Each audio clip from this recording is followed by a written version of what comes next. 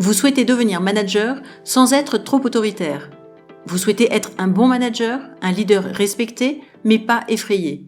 Restez avec moi car aujourd'hui nous allons parler d'équilibre, de fermeté et de justesse.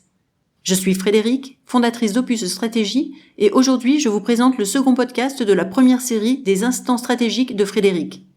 Vous voulez inspirer votre équipe mais pas l'effrayer. Le management repose sur l'influence humaine et pas sur le contrôle. Pourtant, beaucoup de managers vacillent entre deux extrêmes, le laisser-faire et le trop d'autorité. Alors, comment trouver l'équilibre entre exigence et empathie ? Être manager, c'est un peu comme gérer une séance de massage. Il faut la bonne pression, ni trop forte, ni trop douce. Trop d'autorité et l'équipe se crispe.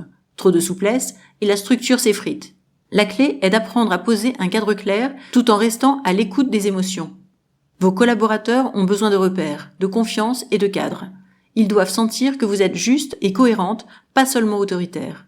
Je veux être respecté, pas crainte. C'est souvent la première peur des jeunes managers et elle est légitime. Lorsque vous devenez responsable, vous découvrez que donner des consignes ou recadrer peut être inconfortable.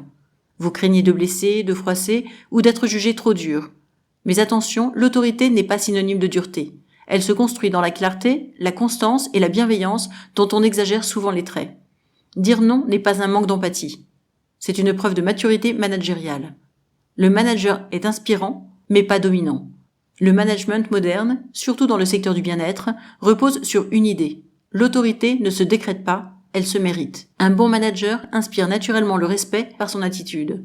Il écoute activement avant de juger, il reconnaît les efforts, pas seulement les résultats, il admet ses erreurs et surtout, il montre l'exemple. Car dans un spa, la sérénité de l'équipe se ressent immédiatement dans l'expérience client. Une direction autoritaire crée de la tension. Une direction inspirante crée de l'excellence. L'intelligence émotionnelle, c'est ça votre secret. La véritable autorité, c'est celle qui vient de la confiance émotionnelle. Reconnaître les différents profils de votre équipe, adapter votre communication et ajuster votre fermeté ou votre écoute selon la situation. Ainsi, vous imposez votre cadre sans écraser et vous guidez sans contrôler. Mais n'oubliez pas, la confiance n'exclut pas le contrôle. Inspirez par votre attitude et non par votre CV. Un manager inspirant n'a pas besoin de tout maîtriser. Vous inspirez par votre cohérence, votre présence constante et votre capacité à rester calme sous pression. Vos collaborateurs expérimentés ne cherchent pas un supérieur, ils cherchent un repère fiable et respectueux. En conclusion, vous n'avez pas besoin d'être autoritaire pour être respecté. Vous devez être aligné, clair dans vos attentes, cohérent dans vos décisions et sincère dans votre communication. C'est ainsi que vous deviendrez un manager équilibré, inspirant et profondément humain.